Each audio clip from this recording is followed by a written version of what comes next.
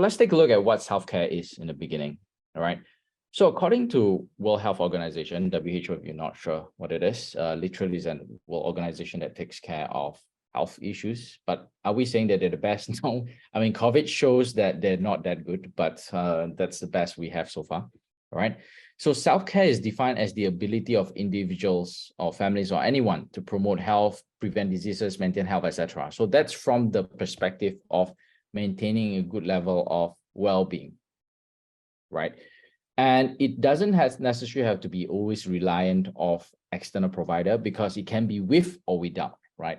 So mainly is the regimen and the practices that you have on a day-to-day basis, your lifestyle, on how you do certain things to actually give you a better way of managing the stress level, the pain that you have, or even the overall experience on a day-to-day basis.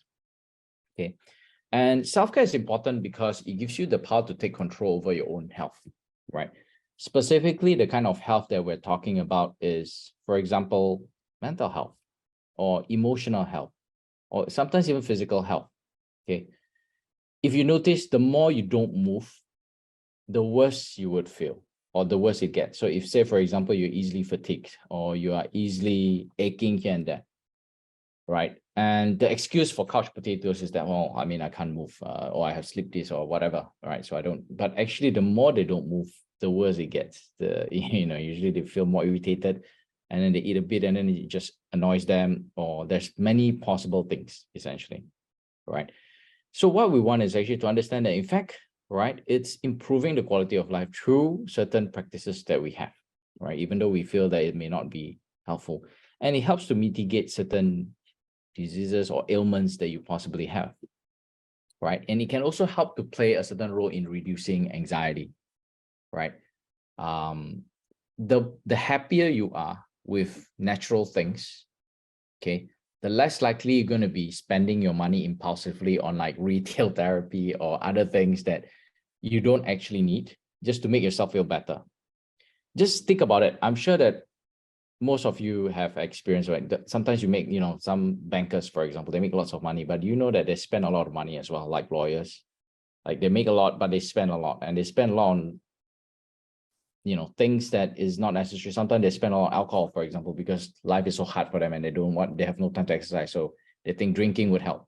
So they go and drink with their friends and then open bottle like several hundred or thousands or even tens of $1,000s every night. And no matter how much money you make, it's essentially useless. So really a good natural way of fixing this is just taking care of yourself properly. You would have been able to mitigate some of this as well, right? So let's move on to that. Okay. So some of the consequences of not practicing self-care include things like having low energy, low mood, okay, which means that you have more negative energy. You would know this for sure. If you feel grouchy and you feel temperamental, that's usually signs that you need to do something about yourself and how to release some of your frustration. Okay. Feeling hopeless, less patience, have a lot of headaches or stomach aches or other form of physical ailments, right? Or even sometimes you feel like, how come my sleep cycle is problematic? I'm trying to fall asleep, it's not falling asleep. What's the problem? And the thing is that if the more negative you feel, the more stress you feel, the more likely you are to choose food that are not healthy, like fatty foods or fried foods. And that usually creates more problem, right? And why is that the case? Because your brain is trying to artificially induce this thing called endorphins. Endorphins is the pleasure hormone, but really it's trying to produce these two neurotransmitters called dopamine and serotonin artificially. So if they eat, say for example, if somebody is frustrated about the pain that they're experiencing, and the way they cope with it is really just to eat lots of chocolates, for example. Okay, I'm not saying that you're doing that, but if you're doing that, you got to stop. Okay, like lots of chocolate. So suddenly there's a peak of happiness just for a split second because they feel happy, but after that they feel lousy, worse. And the fat buildup actually makes it worse as well. And the more worse they feel, the more likely they're gonna binge on some of this unhealthy food. All right, so it's like a vicious cycle. It's really trying to cope. Okay, but if with proper self-care and the mood levels is usually well regulated, then no one needs to actually rely on some of this unhealthy food, basically. Right. So worsening mental health symptoms, if you already have some of this, if you don't, then it might trigger you to have some of this.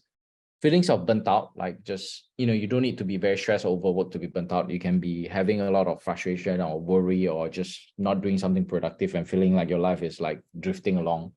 General negative energy, essentially, and you can burnt out from there. Okay, you know that you're burnt out when you're irritable, when you have difficulty sleeping, or you're just wanting to withdraw from everything, you don't want to socialize, that sort of things. Okay, or having strained relationships with people, having less patience with your kids, if you have kids, or even people around you, or your wife, your husband, etc., or your work performance is also affected, or less motivation to be socially engaged. Those are general signs of which you need to fix yourself in terms of self-care.